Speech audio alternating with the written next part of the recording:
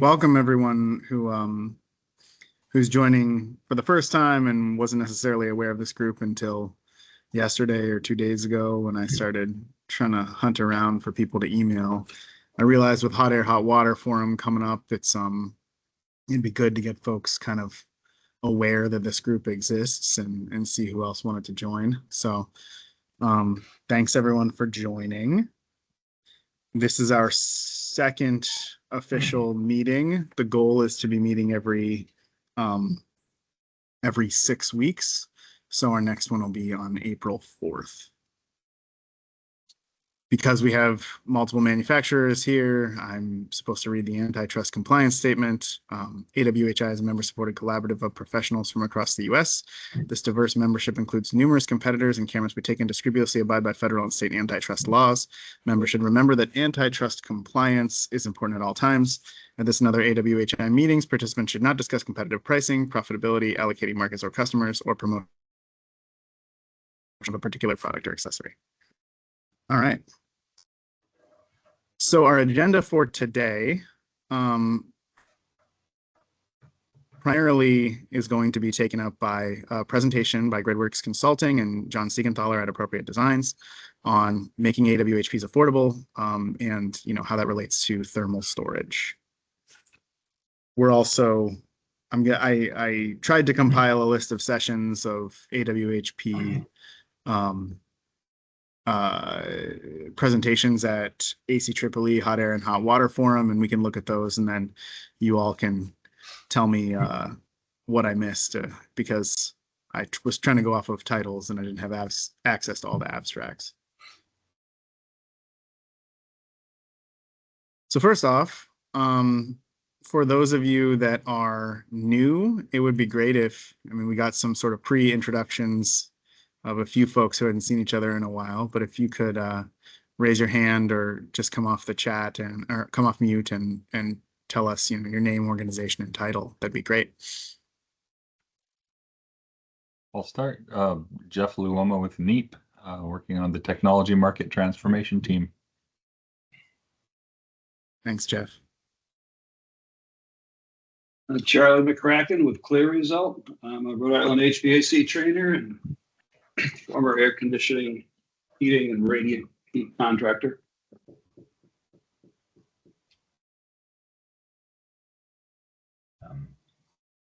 I'll jump in. John Siegenthaler, Appropriate Designs, consulting engineer. I've been working with Dave Corrin at Ridgeline and George and Jessica at GridWorks.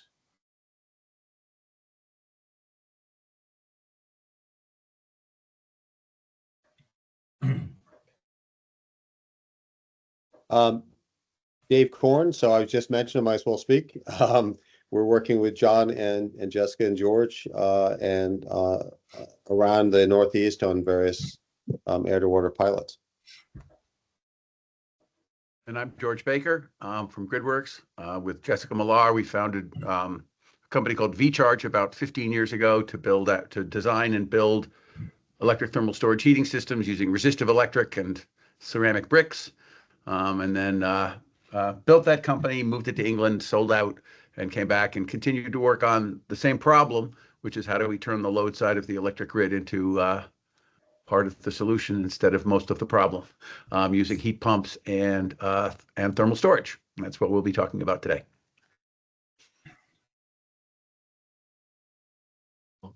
Bruce Harley. I'm an independent consultant. I work with NYSERDA on their clean heat program and also have been on a standards development working group with CSA, doing a project to do load-based test and rating of air-to-water heat pumps used as combi systems with heat cooling. And so if anyone's interested in that process, check in with me afterwards, because we could probably use a couple more people on that working group who know this stuff. Thanks. Thanks, Bruce. Welcome. All right.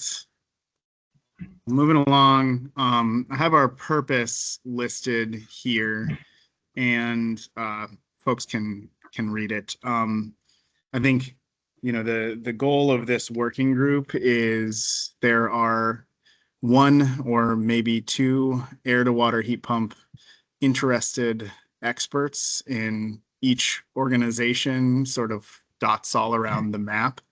And the goal of this working group is, to create a space where folks can talk to each other about the latest and greatest and, studies, programs, standards that are being developed, for instance, and best practices, so that there can be a core of experts across the United States that are able to think about air to water heat pumps as new technologies come online and as the market, for them increases.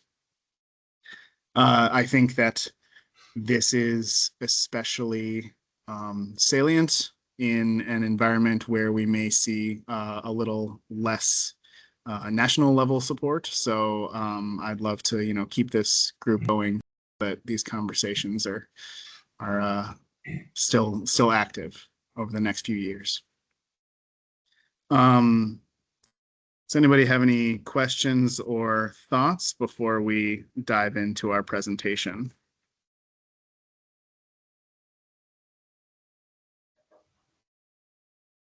All right, great. Well, I am going to stop sharing, and who is going to be driving on the GridWorks and appropriate design side? I will be doing the slides. John is going to do a quick introduction, and then we're going to kind of tag team. I'm going to talk for a little while. John's going to talk for a little while. I'll jump back in at the very end. So I'm going to try and keep it to 20, 30 minutes max, so that there's time for questions and discussion afterwards. All right. George, let me make you are you able to share, George? Let me see. I haven't tried yet. Looks like I'm able to share. Looks like it's good to go. Is that good to go? All right. So I'm as I said, I'm going to turn it over to John to get started, and then I will take it for a little bit, but I will continue to drive the slides. So John gave me his slides this morning. So. Well, thanks for the invitation to come to the meeting. Recognize a lot of people here, and from various interactions in the past. Obviously, heat pumps have been around for decades, but air water heat pumps are relatively new, as I'm sure all of you appreciate, in the North American market. The last 2 years have seen a lot of new products. Last year, about 10 new manufacturers, in some cases well-established boiler manufacturers like Viessmann and Weil-McLain, launched air to water heat pump products this year at the AHR show just last week. There were probably at least half a dozen new entries into the North American market. So 1 second. I'm very encouraged by that. George? Yeah. We're seeing our photos over top of the okay. I didn't think that happened in Teams. All right, I'll close that down. No problem. Okay. Sorry about that. Okay, thank you. Yep. So again, I want to thank Dave Korn with Ridgeline. Dave called me and put together the program that enabled us to work with George and Jessica at GridWorks on some research projects up in Millinocket, Maine.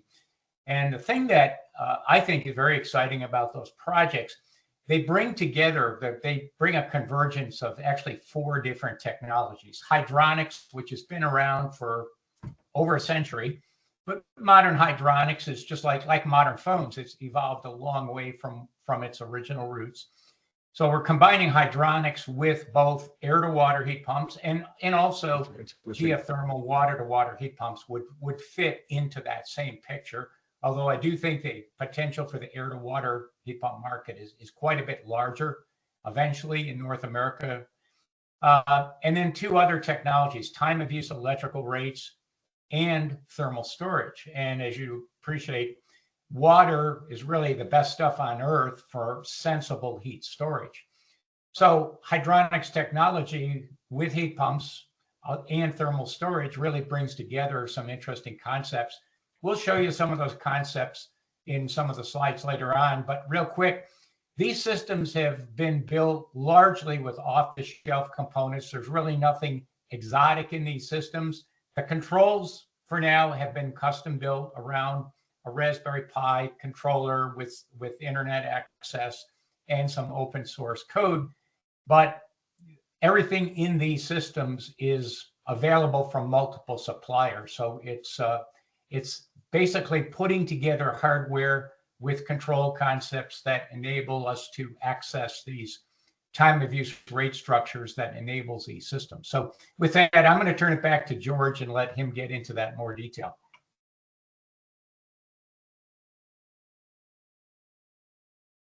You're on mute, George. Can you hear me? How's Yes, that? and we can Okay. still see And you're the, still seeing that up in the corner. Yeah. All right. That's better, I assume. now we don't But see now the you- slides. We see your Yeah, desktop. you will. Just a minute. There we go. Okay. How's that? There we There that's we good. go. Yeah. And the slides are changing. And now do you see the gallery or not? No gallery. Over in the corner? No gallery. Okay, excellent. So that's what I expected to have happen. Okay, there we go.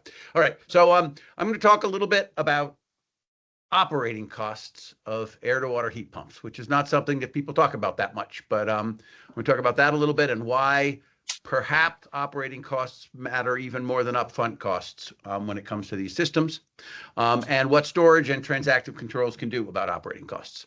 And then I will mention the system in Millinocket. John will spend a little bit more time talking about the system in Millinocket that we've built together. John was the original designer of the system that we are using in Millinocket, and he'll also talk about a couple other systems. And then I'll jump back in at the very end just to talk about takeaways from a winter and a half of heating homes in a very cold place with air to water heat pumps and thermal storage. So this is a little known fact. Maybe everybody here knows it, but in fact, air to water heat pumps are more expensive on an operating cost basis than natural gas in almost 2/3 of the states in the US. 35 actually, 35 of 50 states, it is more expensive to heat with a heat pump than it is to heat with natural gas. This is a graph that I put together. It's based on average electricity costs by state, average natural gas costs by state. Obviously, there are places where it's more and less, but this is what the averages tell us. This is a study done by a colleague of mine at Harvard, Dan Schrag at the University Center for the Environment. Every place this is a county level analysis of the cost of air to air heat pumps against gas. Every place that's yellow or orange is more expensive than gas to heat. And you notice that every place that needs heat is more expensive to heat with a heat pump than it is with natural gas.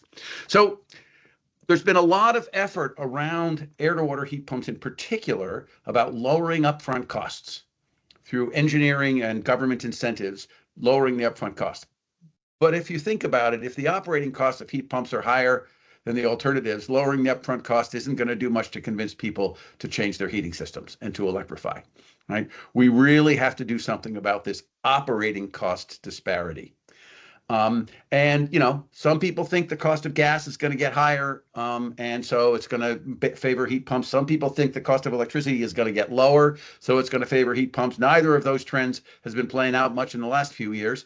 And especially when it comes to the cost of electricity, just because the cost of the energy transition is really high, and it's going to be borne in the average cost of electricity. However, thermal storage can drastically reduce the operating costs of heat pumps because even in the current grid, and especially in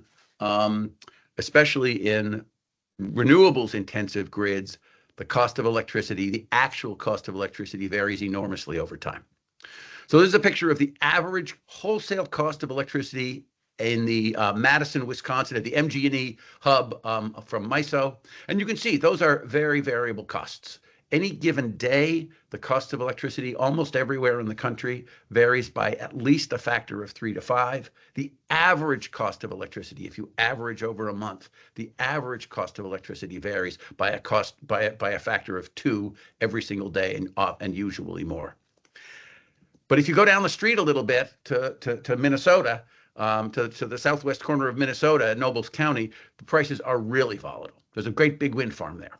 And that's what wholesale electricity prices look like in Nobles County, Minnesota. Unless you think this only happens in remote out-of-the-way places, this is the average wholesale cost of electricity in Southern California.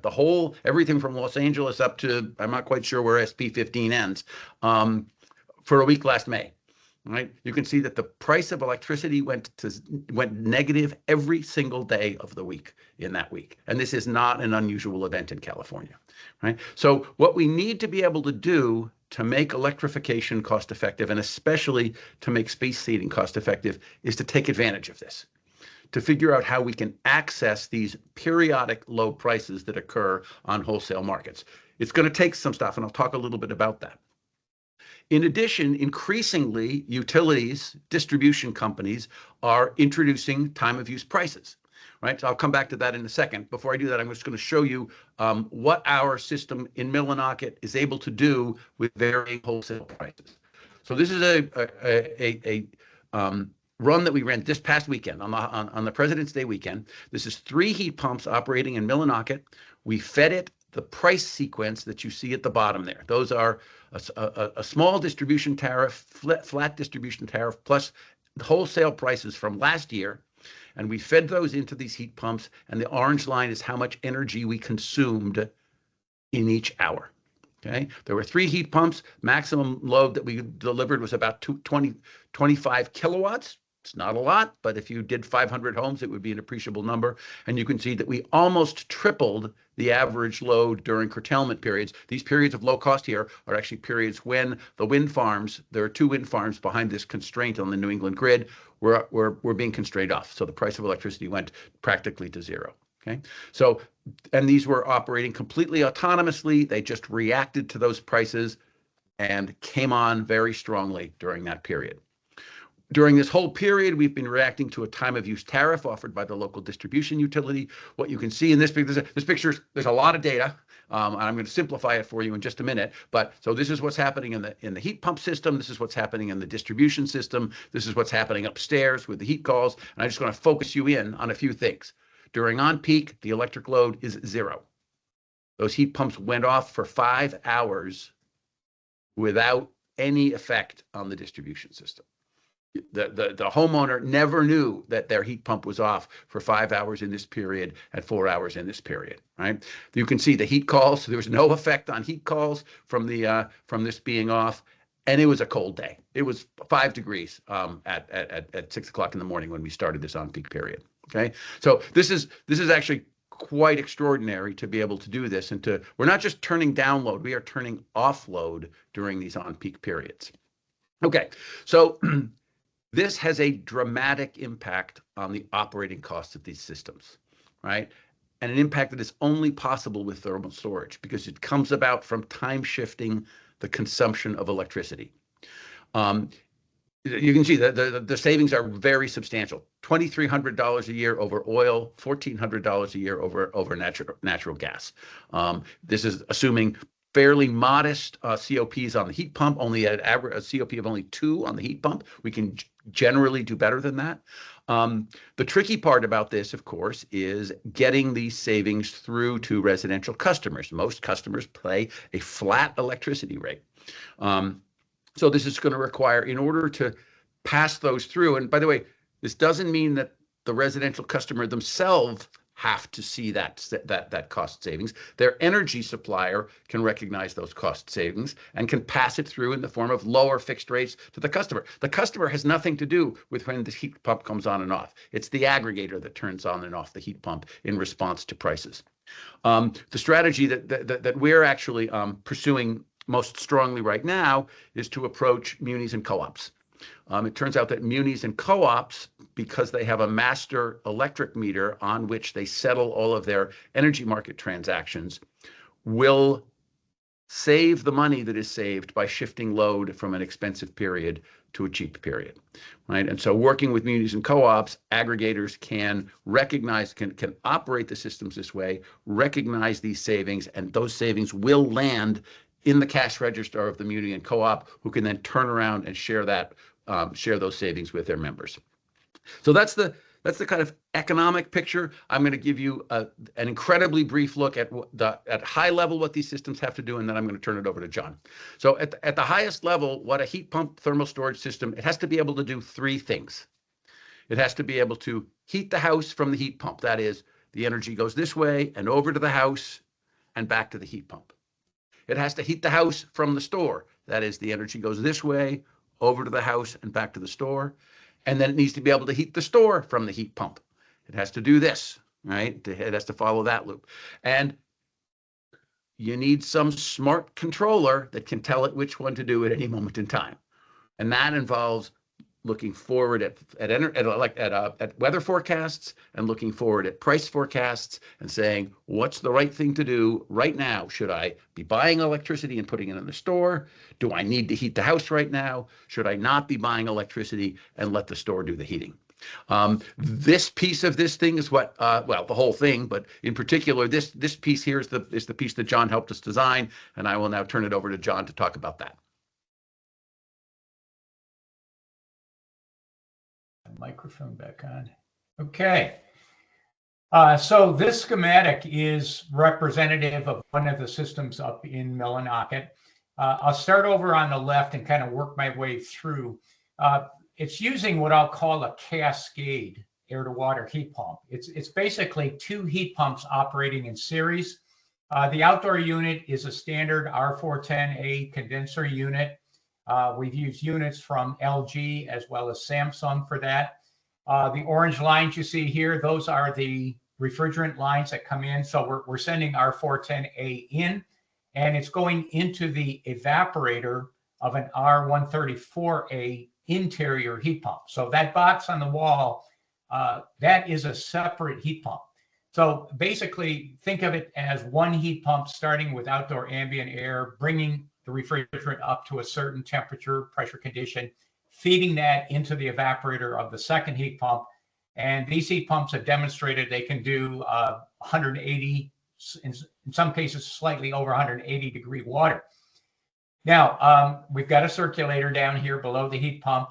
When the heat pump's on, that circulator turns on. This first valve is something we're actually experimenting with right now.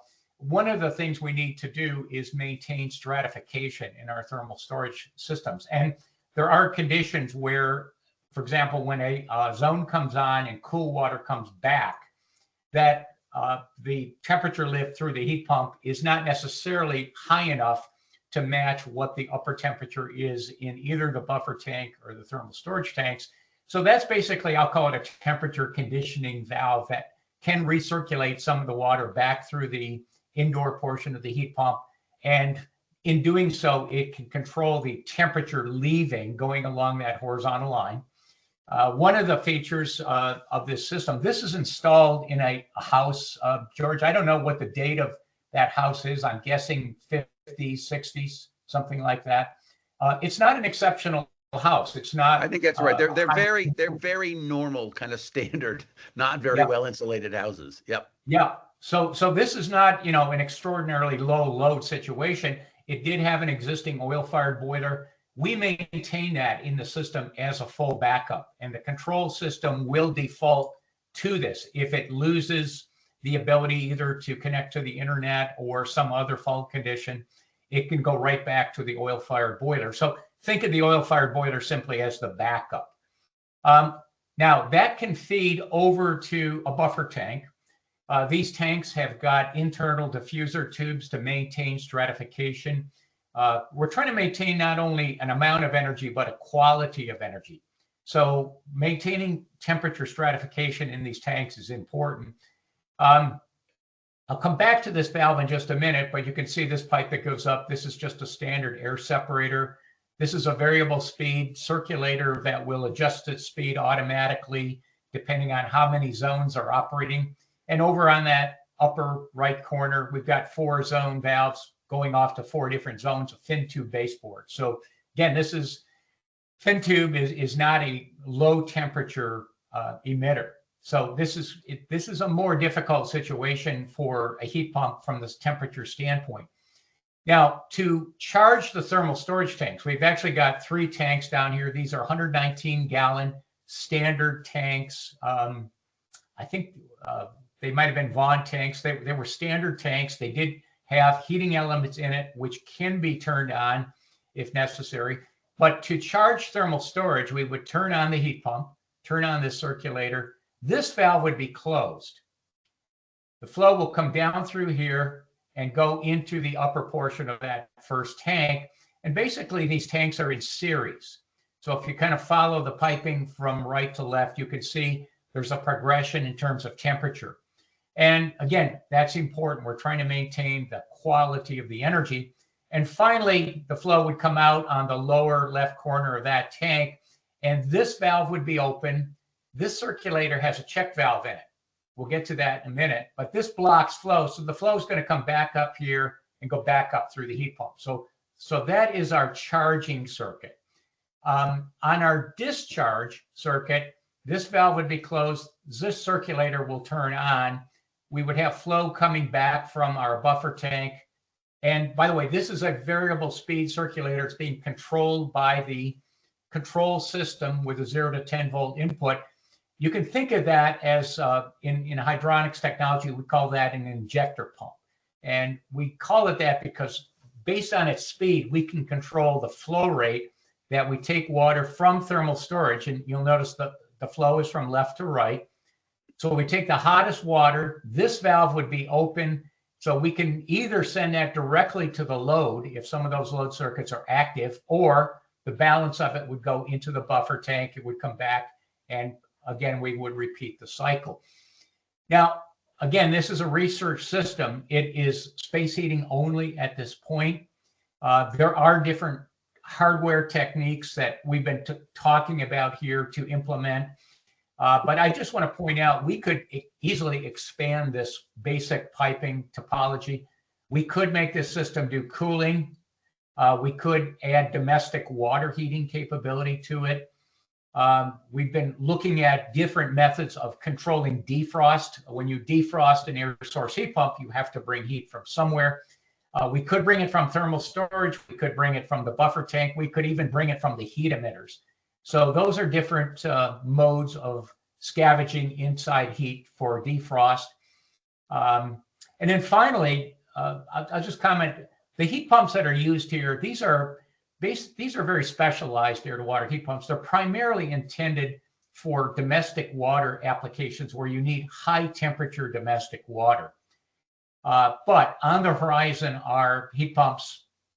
Right now, there are some heat pumps available that operate on CO2, but R290 propane as a refrigerant.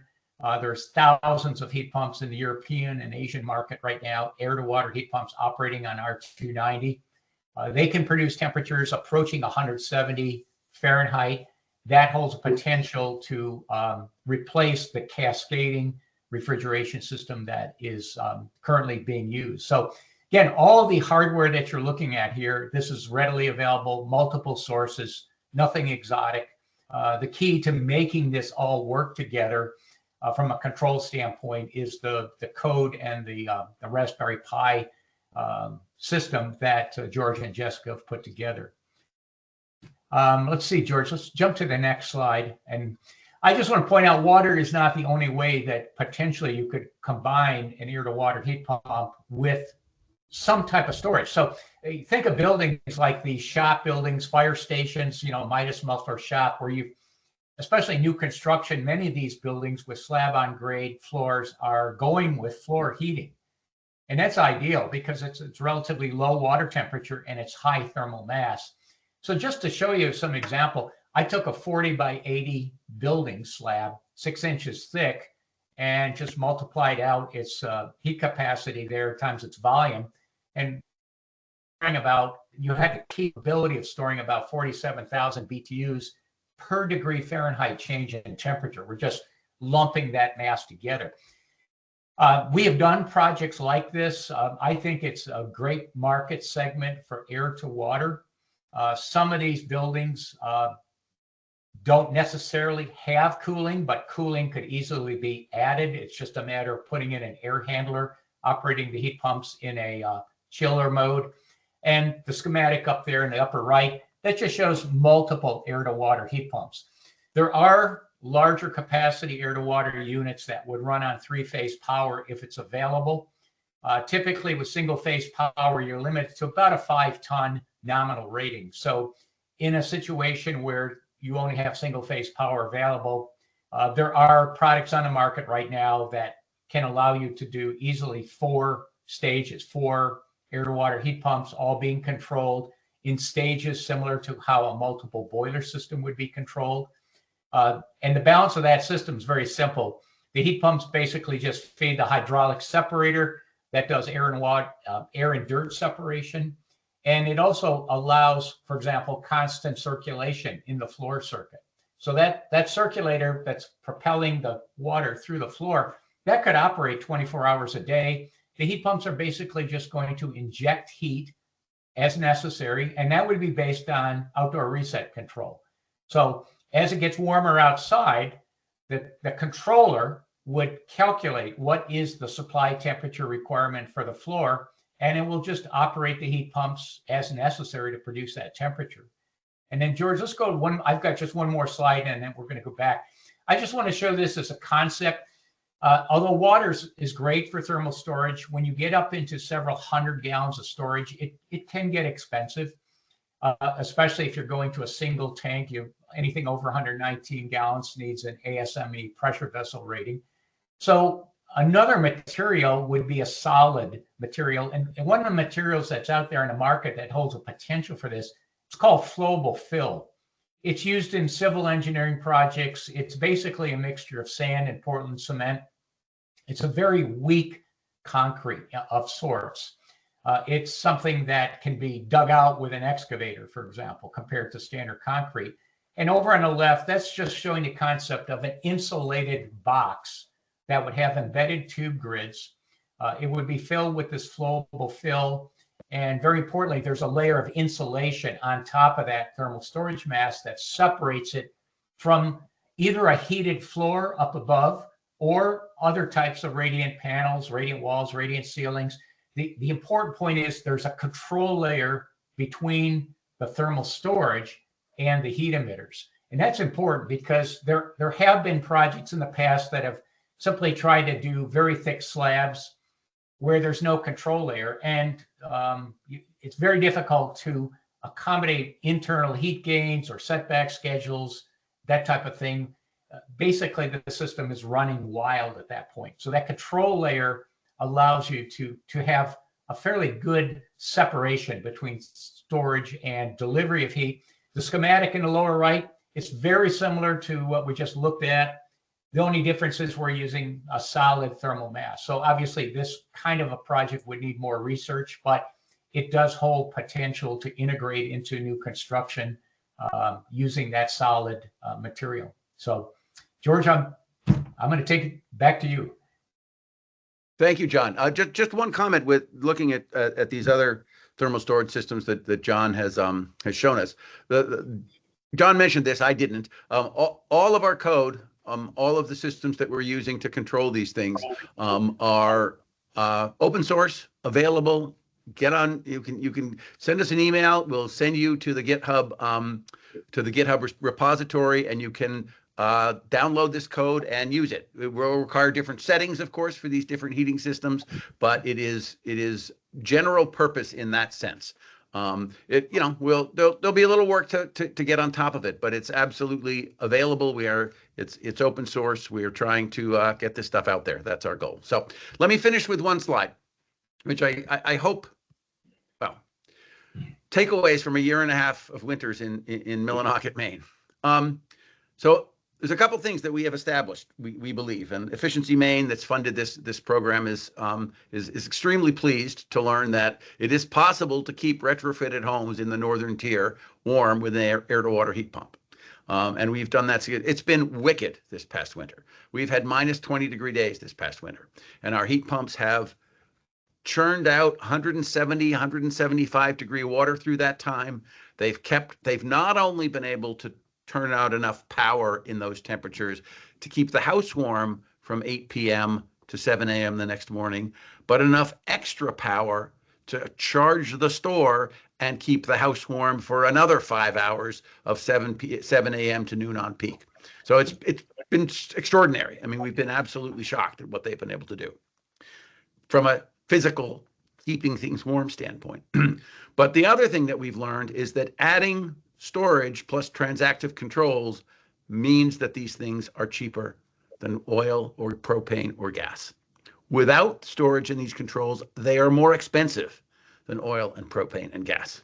Okay, so this is extraordinarily important, right? And as a result, one of the things is that these systems, I just told you, we kept the house warm all night and had enough extra to keep the house warm for another 5 hours with the store. That means that this heat pump is oversized relative to what is needed to just keep the house warm. But it's precisely because it's oversized and we have the store that we're able to cut the costs. And so as I mentioned initially, the initial thinking that we want to get the upfront costs out, we believe needs to get rethought. Larger heat pumps, larger stores, and greater savings, because these operational savings, thousands of dollars a year, literally in operational savings over the fossil fuel alternatives, easily pays for the $5,000 to $7,000 of incremental cost that the thermal storage represents. So with that, I would like to stop, and John and I are available for questions and comments and discussion. Hey, Yeah, we hey, have George. quite a few questions in the chat. Oh, oops. Maybe I'll try and track back. First off, Jeremy Good was hoping for a link to the study on county level gas versus electric operating cost. I'll get that to you. I'll send that out. I have to find that source myself. It's a working paper that my colleague is working on right now. But I will get that reference. I tried to reach Dan before this presentation and I didn't get to him, so I will get that to you for sure. Okay. Christopher Diamond asked how many BTUs of storage is needed to provide effective load shift capability. I'm assuming this means water. 100,000 BTU at 30 degrees Fahrenheit delta T is about 400 gallons. Is that about right? We have 360 gallons plus the buffer tank. So yeah, that's just about right. We're using 360 gallons, and it has been enough, but not more than enough. Giving a precise BTU answer to that question is tricky, because calculating the amount of storage depends on what the required source water temperature is, right? You have way more storage if you're only requiring 120 degree water into your system than if you're requiring 140 or 150 degree water into your system. So literally, our calculation of how much is in the store varies with the outside temperature, which is a slightly odd notion, but yes, it's 360 gallons of storage. 30 degrees delta T of the storage is a reasonable working number, or should I consider it? That's about what we rarely have required source water temperatures over 150, and we can get 180 into the tanks, right? Yeah. But of course, what that means is that on a more temperate day, we have 10 hours of storage. Because if we only have to put out 120 degree water instead of 150 degree water, we've just doubled our storage capacity. Right. So yeah, and I'll just jump in. Keep in mind, those houses have thin tube baseboard. In new construction applications with radiant panels, that water temperature requirement, even at design load, could be in the range of 100, 105, maybe 110 degrees. So that would broaden out your storage delta T significantly. Or it depends on, again, the capability of the heat pump to, what's the upper end temperature. But those would be the trade-offs. If the heat pump could charge a tank to, let's say, 180 and discharge down to 100, you have a lot of storage in in a smaller volume of water. So lowering the source water temperature, required source water temperature, allows you to do one of two things or both. Mm-hmm. Reduce the output water temperature of your heat pump, reduce the size of your store, or both. It's it operates on both of those things. Right, but to do effective distribution on a forced air system, you need pretty warm storage temperatures. Yep, agreed. Yeah, so it just sort of places a limit on physically, 400 gallons of storage is or even 360 is quite a physically large area. That's all I'm So we're in houses with oil boilers. They all have oil tanks in their basement. Takes up about the same amount of room as their oil tanks. It's a little taller, but the footprint is almost the same as their 350 gallon oil tank or 250 gallon oil tank. So yes, you're right. Not all houses have that much space in their basement. But we've looked at a lot of houses. We've only thrown out, I think, one house because they didn't have enough room for storage. And these are old Maine houses up in the middle of nowhere where land is not, scarce. So, yep. It's an issue. The solution we believe for space constrained places will be phase change material, which has a much higher density, volumetric energy density. although Yeah, it's very expensive. interesting, George. I think where I'm coming from is the competing storage technology is probably electrochemical storage in a battery, Yeah, it's just real expensive. not flow batteries coming in the next decade. We'll see. Yeah, we'll see, man. We'll see. They're gonna be 100,000 cycle low cost. Yeah, we'll see. I'm keeping a very close eye on that technology. I have colleagues who are intimately Yeah. associated with it. So there's lots of possibilities for chemical storage. And yeah, if right now thermal storage is cheaper than batteries by a factor of 3 to 5 per kilowatt hour, right? But that may change. Let's keep tracking through the questions in the chat, and then we can get folks on with raised hands. So first off, Jason LaFleur asked, is flowable fill more cost effective, less labor than a sand bed as a TES medium? Well, again, I'll use the standard start of any answer from an engineer. It depends. It depends where the source of the flowable fill is from. It depends how much you're going to use. The batch plants will, vary their price on that. But compared to sand, one of the things that a lot of people may not appreciate about sand is not a good conductor of heat. The actual sand grains themselves, if you think of them like this, they make point-to-point contact. And the analogy is walk on a beach on a very hot day and you can burn your feet on the sand, but dig down about 6 inches and, it can be a lot cooler. So sand without something to bond those particles together, which flowable fill would do, and actually why flowable fill is a contender, is not a great material from the standpoint of diffusing heat into the sand and then pulling it back out of the sand. Got it. Abby Dakin, who also has her hand raised, asked, how big is the house in Maine? What was the load and size? So let's see. So we're looking at how 2 of our houses are, I'm not good at square feet, but I'll give you BTU loads. 2 of our houses are about maximum load of 35 to 40,000 BTU per hour on the coldest days.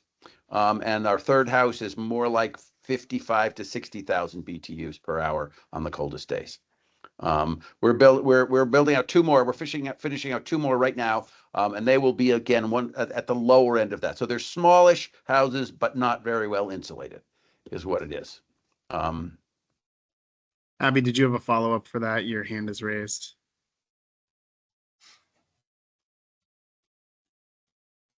Oh, no, Abby's hand is down. Oh, unless you're coming. My other question is completely different, so I'll wait my turn. Okay. Hugh Henderson asked or said he was surprised that you also included a buffer tank. Since it's a variable speed system, do you need the buffer tank? No, George is laughing because he and I have kicked this around a little bit. The buffer tank is in the system at this point, but I'm sure the point that Hugh's getting to, yeah, I think there's potential there to remove the buffer and put a hydraulic separator in its place and just rely on storage for storage, and then go into, using not only variable speed circulators on the distribution side, but on that schematic, there was a valve in the upper left that admits water into that buffer tank. Right now, that valve is on or off. That could be a 0 to 10 volt control valve. So what that would do is it would allow the possibility to have the energy from the heat pump go into storage, but at the same time bleed off some of that heat, send it through the hydraulic separator and go to the loads. So simultaneously, you're maintaining comfort in a house. And from my standpoint, maintaining comfort is critically important. If a system like this is to go into the mass market, and you have to compromise comfort, and George has made a good point of this too, that even through those very cold nights, the house temperature was not compromised simply to prove out some point with thermal storage. So yeah, I think to go back to Hugh's question, there are variations. Remember, these are like first go-arounds as far as the design of the system.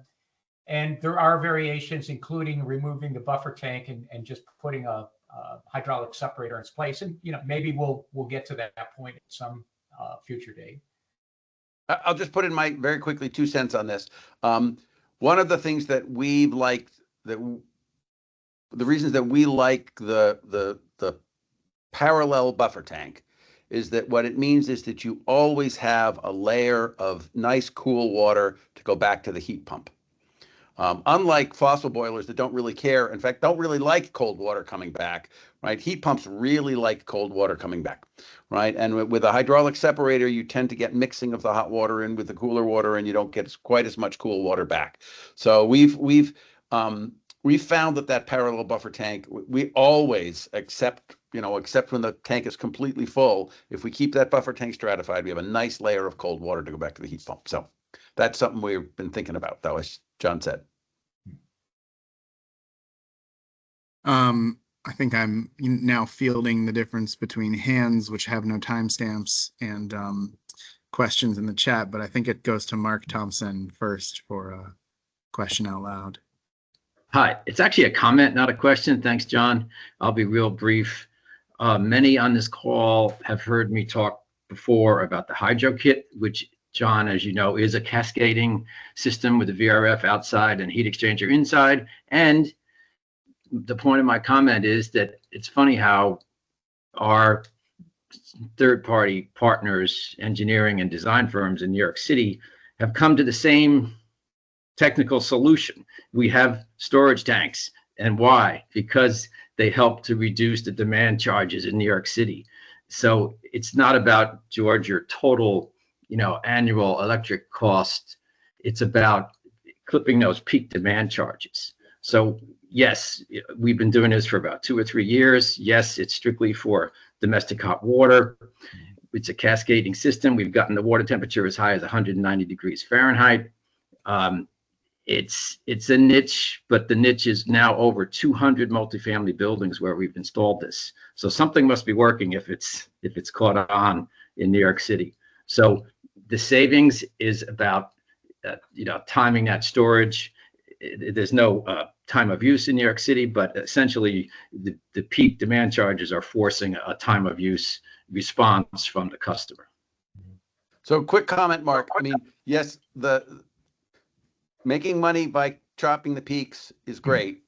What we found in Maine is that buying in the troughs is even more lucrative because they're more frequent and it can be really cheap, right? Well, so we're flipping the that, peaks, but we're mostly buying like crazy in the troughs.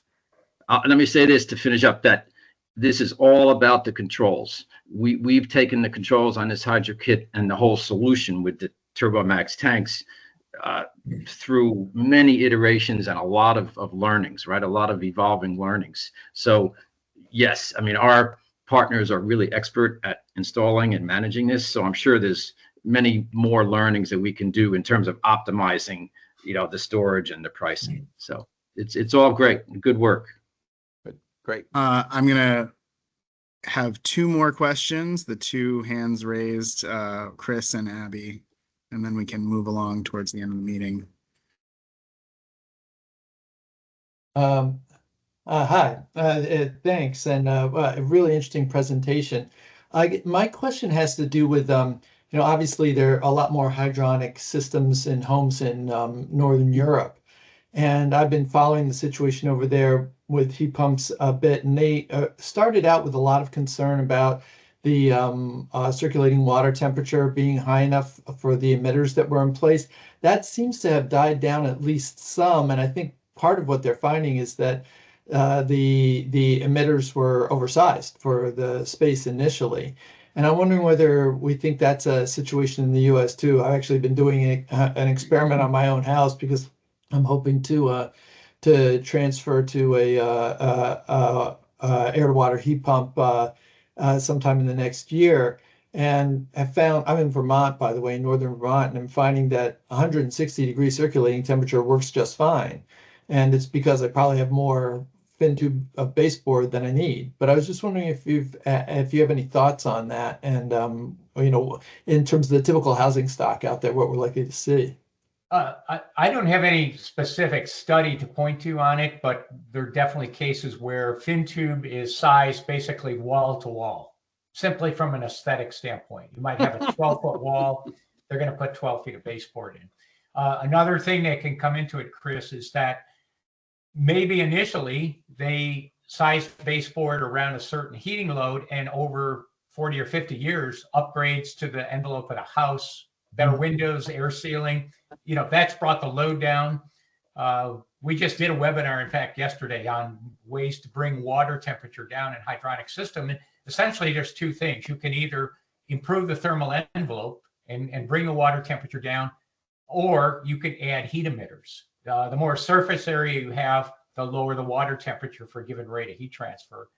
I think you're going to find similar situations over here. Oftentimes people think they can't use an air to water heat pump with a fin tube baseboard system. And they'll say, well, I need 180 degree water. And even if they do, that would be a design load, which is about 2.5% of the season. So one of the things that is implemented into these systems is outdoor reset control. So as it gets warmer outside, the temperature going to the heat emitters goes down, and that conserves on the store. And it also creates, potentially better COPs on the heat pump. I'm out of turn, but John, I'm wondering if you want to mention anything about low boiler temperatures with cast iron boilers and condensation, just boiler destruction problems. Yeah. And George Absolutely. obviously knows a lot about this too. Yeah, that's a good point. We don't have to go back to that schematic, but in that schematic, that oil-fired boiler originally did not have any type of protection against flue gas condensation. It didn't need it because it was serving a higher temperature, operating at a higher water temperature. When we bring a heat pump into the picture and we're going to operate at lower temperatures under part load, we got to protect not only the boiler, but the vent connector as well. Yeah, it's there. Thanks, George. So you can see right there, there's what's called the anti-condensation valve. All that is a thermostatic valve that will recirculate hot water coming out of the boiler. Part of it goes back into the boiler. We want to keep any kind of a gas-fired boiler, we want to keep it above about 130 on the inlet whenever we can. It used to be with oil, when you had more sulfur in the oil, we needed even 140 degree boiler return temperatures. But with the low sulfur fuel oil now, 110, 115 degrees is fine. But yeah, I strongly encourage some means of anti-condensation protection. The thermostatic valve is really the easiest way to do it. There are other ways to do it with motorized mixing valves or injection pumps. But yeah, you want to protect the boiler. And long before that cast iron boiler is going to fail from corrosion, the vent connector is going to fail. We've seen vent connectors fail in literally 6 months when the boiler's operated below the dew point of the flue gases. It's a very nasty, acidic condensate that'll form, and it'll eat its way right through a galvanized steel vent connector. Thanks. That's, yeah, great discussion. Let me pass it to Abby for the last question of the on the presentation. Yeah, this may be a little bit of a dumb question, but my understanding was that 134A systems were limited in their output temperature because of the boiling temperature of the refrigerant itself. How does the cascade system make it possible for it to get to high temperatures? It's probably a good question for Mark from LG to answer that. Honestly, I don't know the answer to that, other than these machines have been producing nominal 180, and I think Mark mentioned even up to 190 degree water temperature, operating on a 134A on the inside. Oh, I totally believe it. I just don't understand it. Yeah.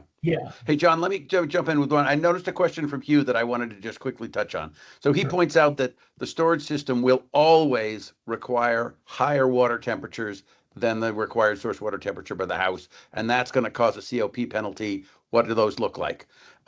We haven't done a careful study of this, but there's an offsetting benefit, which is that because we get to choose when we charge, we will charge those higher water temperatures when it's warmer out. So our optimizer is paying attention to the outside temperature, which drives, as you know, COP very, very strongly, almost degree for degree with source water temperature. And so we can match the need for the timing, then we make that hot water with warmer outside temperatures. So the penalty is not as big as you might have thought it was. Yeah, and this is Hugh, I guess. Yeah, and the other thing that occurred to me, if you have a storage system, you could also reset your storage temperature. So you Absolutely could still retain some of the benefits of reset, which are pretty huge for air to water heat pumps. Mhm. I also just want to say, Abby, we don't know either, although the LG absolutely is putting out high temperature. Right. And just to the thing that George said about the having to put more water, when we maintain a sharp thermocline and good stratification, we're absolutely able to go an entire run through all the buffer tank and all 3 additional tanks at required source water temperature. Right. So we actually calculate our store from return water temperature as the baseline 0, not, source water temperature. That's Jessica, by the way, in case you couldn't figure that out. And for the Great, 134, I can comment on the 134 question in general. So 134A, you're right, Abby, could not work by itself in a single system, but everything changes with a cascade system. So the 134A, when it's only doing part of the lift, can still work and can potentially work at higher temperatures. So I think that's what's going on. Great. Thank you. Yeah, and if LG has, feels like weighing in, they can always weigh in the chat or send comments right to Abby. We'll have a few slides to get through before we close. So first off, Hot Air and Hot Water Forum is March 4th through 6th, the ACEEE conference. I have listed a few sessions where folks are presenting on hydronic heat, air to water heat pumps, usually in the context of combi systems and thermal storage. You can see that it's very popular on the middle day, that is the hot air and hot water day. So that Wednesday, I would encourage you to be present if you're going to be there. There's also a talk on Thursday, related in the refrigerant section, related to that has air to water heat pump and VRF systems in it, by John Arrington at Noresco. If you have a talk or you know of someone who has a talk that has air to water heat pumps in it, but it wasn't evident from the title or the session that it's been put into, feel free to drop that in the chat or even speak up now. In terms of current events, please share. Oh, awesome. Thanks, Jason. Please share any links to new reports or presentations if you have them, or drop brief updates on activities, projects, or programs in the chat. It's always good to know what's going on across the US. And if you know of any upcoming conferences where there are, key presentations on hydronic heat and air to water heat pumps, put those in the chat as well. In terms of housekeeping, if you joined this as a one-off and you are interested in coming to future meetings, including the meeting on April 4th, please send an email to me and Vidisha, who's on this meeting. Maybe she can drop her email in the chat as well. And if you have ideas for sessions, please email as well, because we're always interested. I am particularly interested right now in trying, I know there are several programs that incentivize air to water heat pumps. I am interested in trying to do a program roundup if I can get a few folks to present on what they're seeing as they're paying out for these things in the field, or working with implementers that are doing it. So if you have a presentation that you were thinking you could give, or you just want to be part of a larger presentation, please email me about it, because I am interested in hearing from you. Otherwise, thank you everybody for joining. I appreciate your attendance. Have a good weekend. Thank you. Thank you. Thank you. Thank you, everyone. I'll Thank you. actually, oh, what was that? Oh, I just said thank you. I'll actually stick around for just like a minute or two more as folks are chatting here, so I can take down some notes on these things.